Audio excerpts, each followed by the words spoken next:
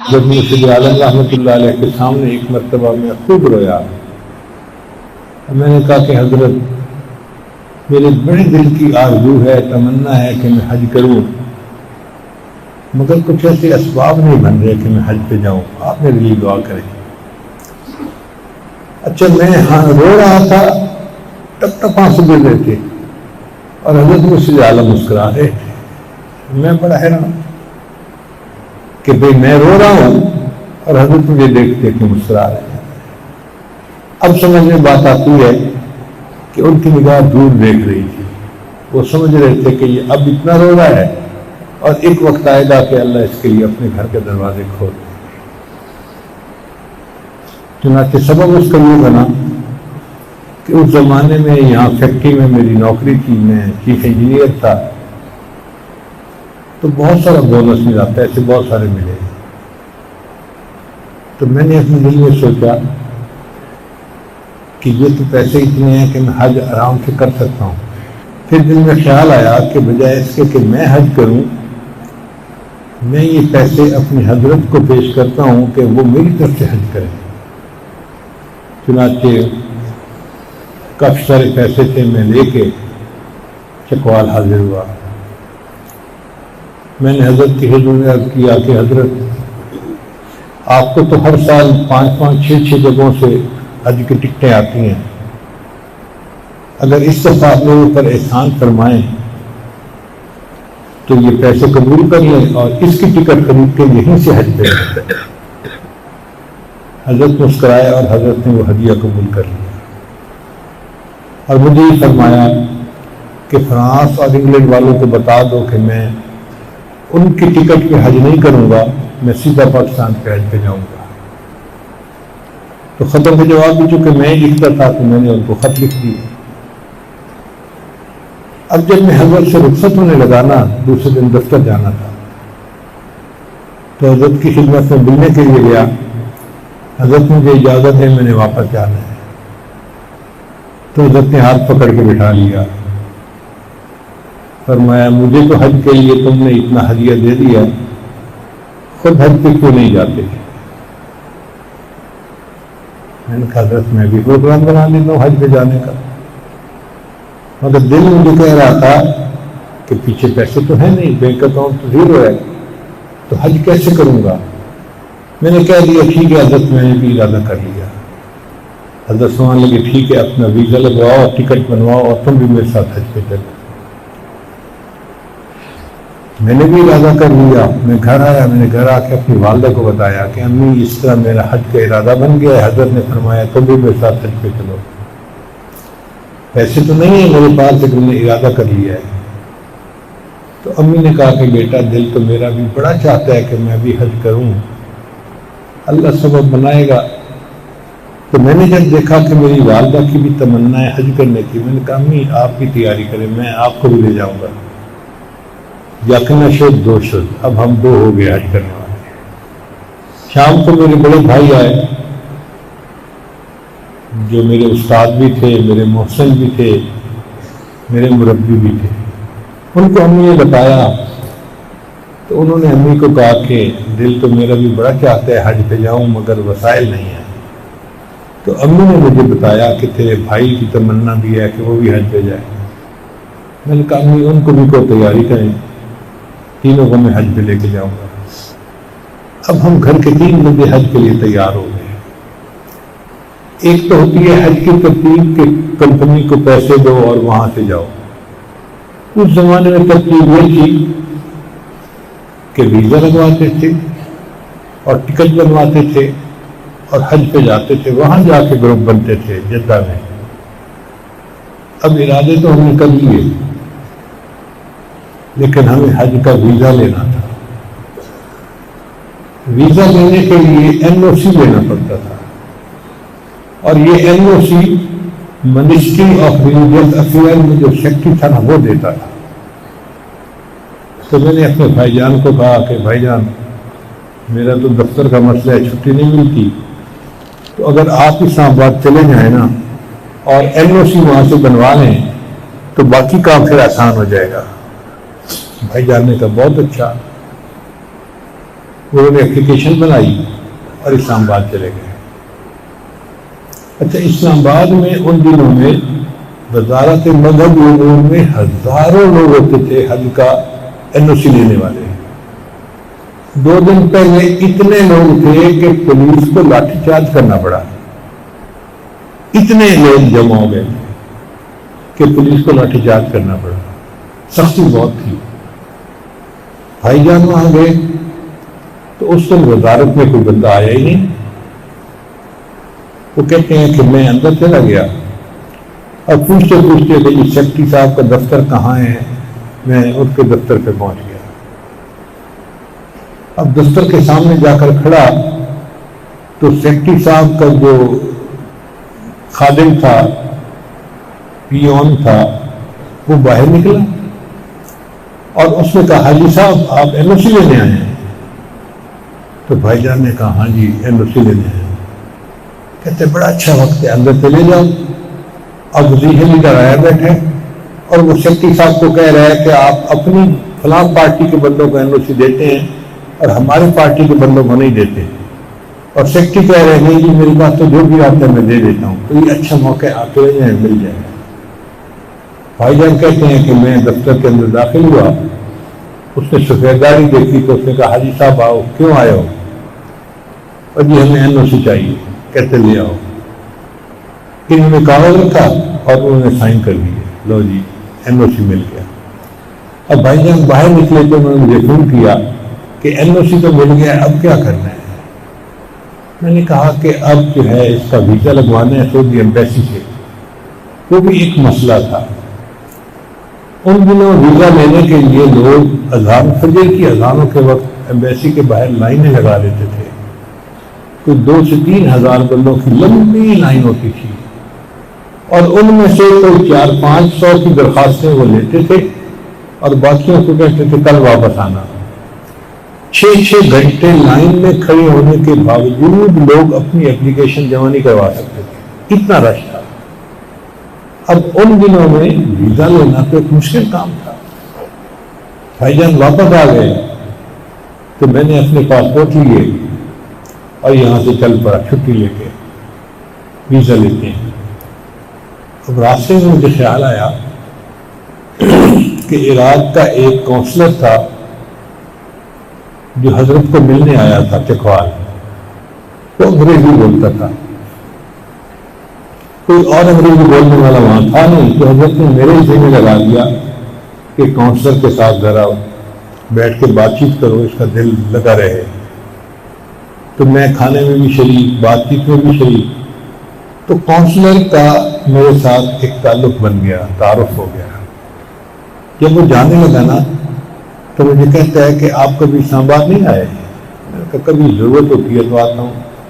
کہتا ہے کوئی بھی اسلام آباد کا کام ہونا تو یہ میرا کارڈ لے لو، مجھے آ کے بتا دینا، میں آپ کو اسلام آباد کا کام کروا دوں گا۔ میں نے وہ کارڈ اپنی جیب میں رکھ لیا تھا۔ تو مجھے خیال آیا کہ بھئی ہم اگر ایمبیسی میں خود جائیں گے حج کے لیے ویزا لینے تو ہمیں تو لائن میں بھی کوئی لگنے نہیں دے گا، اور 6 گھنٹے ہم انتظار میں کھڑے بھی نہیں ہو سکتے۔ تو کیا یہ اچھا نہیں ہوگا کہ ہم کونسلر صاحب کو ملیں اور ان کو کہیں کہ وہ ہمیں حج کا ویزا لگوا دیں؟ میرے ایک ساتھی تھے، وہ گاڑی چلا رہے تھے، ہم اسلام آباد پہنچے۔ یہ وہ دن تھا جس دن وہاں پر ایک اسلحہ خانہ تھا جس میں بلاسٹنگ ہوئی تھی اور میزائل اور راکٹ چلے تھے۔ ہمیں نہیں پتا تھا، بس ہم تو اسلام آباد میں جا رہے ہیں تو ہم دیکھ رہے ہیں کہ ادھر ایک راکٹ زمین کے اندر لگا ہوا ہے، ایک ادھر لگا ہوا ہے، ایک پڑا ہوا ہے۔ تو میں بھی حیران کہ یہ کیا چیز ہے جو یہاں پڑی ہیں۔ بلکہ میرے ساتھی نے تو گاڑی سے باہر نکل کے ایک راکٹ جو زمین کے اندر لگا ہوا تھا، پھٹا نہیں تھا، اس کو جا کے ہاتھ لگا کے چیک بھی کیا۔ ہم گڈو ہمیں کیا پتا کہ یہ بارود والی چیز ہے۔ بعد میں ہمیں کسی نے بتایا کہ یہ اوجھوی کیمپ کے اندر دھماکہ ہوا ہے اور یہ راکٹ چلے ہیں اور پورے اسلام آباد پنڈی کے اندر یہ آ کے گرے ہیں۔ تو خیر ہمیں اندازہ ہو گیا۔ ہم عراق ایمبیسی میں پہنچے، گیٹ کے اوپر ایک گیٹ کیپر کھڑا تھا، اس نے پوچھا جی کیسے آئے؟ ہم نے کہا بھائی یہ کارڈ ہے، کونسلر ہیں یہاں، ہم ان سے ملنے کے لیے آئے، وہ ہمارے دوست ہیں۔ اس نے ان سے موبائل وغیرہ لے لیا اور ہمیں اندر جانے دیا۔ جب ہم اندر گئے تو کسی نے پوچھا کہ کیوں آئے؟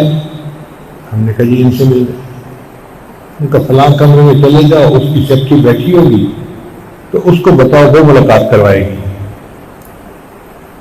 ہم وہاں چلے گئے تو ایک عراقی لڑکی جس کی سیکٹری تھی وہ بیٹھی ہوئی تھی۔ اس نے مجھے دیکھا تو پوچھا آپ کیوں آئے؟ میں نے کہا جی یہ میرے دوست ہیں اور میں ان سے ملاقات کے لیے آیا ہوں۔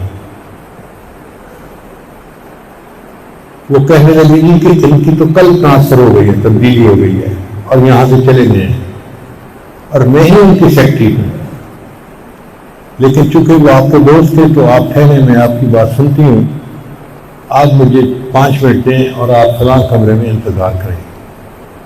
تو قریب ایک کمرہ تھا جو لائبریری تھی، دن کے 10-11 بجے کا وقت تھا۔ میں وہ لائبریری میں چلا گیا۔ اب مجھے ذہن میں خیال آیا کہ میں یہاں تو اپلیکیشن دے رہا ہوں حج کے لیے، اللہ کے حضور کی اپلیکیشن دوں نا تو کیوں نہ میں چاش کے نفل یہی پڑھ لوں۔ وضو تھا، میں نے اپنا رومال بچھایا، اللہ نے مصلی ساتھ دیا ہوتا ہے میں، اور میں نے وہاں پہ 2 رکعت پڑھنے شروع کر دی۔ اب جب میں نماز پڑھ رہا تھا نا، اس وقت وہ جو سیکٹری لڑکی تھی وہ آئی مجھے دیکھنے کے لیے کہ یہ بندہ کیا کر رہا ہے۔ اس نے دیکھا نفل پڑھ رہا ہوں، وہ بڑی حیران ہوئی۔ کالی داڑھی تھی، ینگ جسم تھا اس وقت، تو حیران ہوئی کہ اتنا ینگ لڑکا دن کے اس وقت میں عبادت کر رہا ہے۔ تو اللہ نے اس کے دل میں ایک نرم گوشہ پیدا کر دیا اور اس نے نیت کر لی کہ یہ جس کام کے لیے آیا ہے اس کا کام میں اس کی ہیلپ کروں گی۔ خیر جب میں نے نماز پڑھ لی، اللہ سے دعا مانگی اور دعا مانگ کے میں اس کے پاس گیا۔ اب اس کے پاس بات کرتے ہوئے عجیب، اس کی طرف تو میں دیکھ نہیں رہا تھا، دیکھ تو میں نیچے رہا تھا، بات اسے کر رہا تھا، وہ اس کی عادی نہیں تھی۔ یہ لوگ تو آنکھوں میں آنکھیں ملا کے بات کرنے کے عادی ہوتے ہیں۔ اب میں دیکھ کے نیچے رہا ہوں، بات اسے کر رہا ہوں، تو اس سے بھی بڑی حیران ہوئی۔ مجھے کہتی ہے آپ کیوں آئے ہیں، مقصد کیا ہے؟ میں نے کہا یہ مقصد ہے سعودی عرب کا ویزا حاصل کرنا، اور ہم آئے تھے کہ ہم ان کو کہیں گے وہ ویزا لگوا دیں گے، مگر آپ تو بتا رہی ہیں کہ وہ تبدیل ہو گئے اور چلے گئے اور نیا بندہ ابھی تک نہیں آیا۔ اس نے کہا نیا بندہ نہیں آیا لیکن آپ کے ویزے کا کام تو میں بھی کروا دوں گی، وہ تو کوئی مسئلہ نہیں ہے میرے لیے، آپ مجھے پاسپورٹ دے دیں۔ تو جی میں نے 3 پاسپورٹ اس کو دے دیے اور پوچھا کہ ویزا کب تک لگ جائے گا۔ اس نے کہا آج میں بھیجوں گی اور پرسوں ویزا آ جائے گا، تو پرسوں کے بجائے اس سے اگلے دن آپ آ کے مجھ سے پاسپورٹ لے جائیں۔ مجھے یقین نہیں آ رہا تھا۔ میں نے اس سے دوبارہ پوچھا ویزا لگ جائے گا؟ اس نے کہا کہ ہم ایمبیسی کی ڈاک بھیجتے ہیں نا، تو یہ کوئی عام حاجی کی ڈاک نہیں ہوتی، یہ ایمبیسی کی ڈاک ہوتی ہے، یہ پاسپورٹ جائیں گے اور پکا ویزا لگے گا اور پرسوں آ جائے گا، آپ اس سے اگلے دن آ کے مجھ سے ویزا لے جائیں۔ خیر مجھے تسلی ہو گئی کہ انشاءاللہ اللہ تعالیٰ ویزے کا انتظام کر دیں گے۔ ہم لوگ پھر واپس آ گئے۔ اب میں واپس آیا تو مجھے فکر لگی کہ ویزا تو لگ جائے گا، ٹکٹ بھی بنوانی ہے اور آگے حج کا بھی خرچہ ہے، اور میرے پاس تو پیسے نہیں تھے۔ میرے پاس تو جتنے پیسے تھے میں نے سارے کے سارے حضرت کی خدمت میں پیش کر دیے تھے۔ اب میں سوچ میں پڑ گیا کہ کیا کروں۔ تو میرے ایک دوست تھے انجینئر تھے، ان کا نام تھا شمشیر صاحب، وہ جدہ میں چیف انجینئر تھے۔ میں نے ان کو فون ملایا اور میں نے کہا کہ شمشیر صاحب میں حج کا ویزا لگوا رہا ہوں لیکن میرے پاس اس وقت خرچہ نہیں ہے، تو جدہ تو میں پہنچ جاؤں گا، آگے کا جتنا خرچہ ہوگا وہ آپ کر دینا، پھر جب مجھے پیسے ملیں گے تنخواہ کے تو میں آپ کو واپس کر دوں گا۔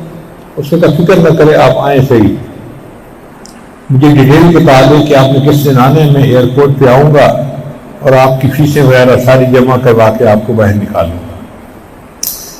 تو مجھے تھوڑا اور اطمینان ہو گیا کہ چلو ایک بندہ ہے جو خرچہ کرے گا اور پھر میں اس کو قرضہ واپس لوٹا دوں گا۔ اب دلی طور پہ میں بہت مطمئن تھا کہ اللہ نے انتظامات کر دیے اور میں حضرت کے ساتھ حج پہ جا رہا ہوں۔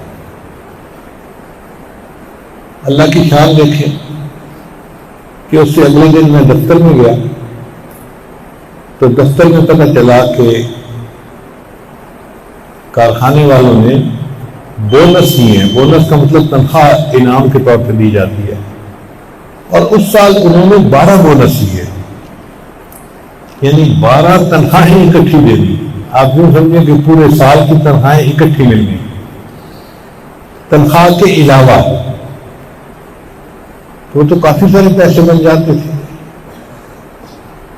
اب میں نے وہ پیسے نکلوائے تو میری ایک جیب میں نہیں آتے تھے، میں نے کچھ ایک جیب میں ڈالے، کچھ دوسری جیب میں ڈالے، اور میں گھر آیا اور میں نے آ کے امی مبارک ہو، اللہ نے انتظام کر دیا۔ امی نے دعا دی اور ہم اطمینان کے ساتھ وہاں سے اسلام آباد چل پڑے۔ لیکن میری ذہن میں ایک پریشانی تھی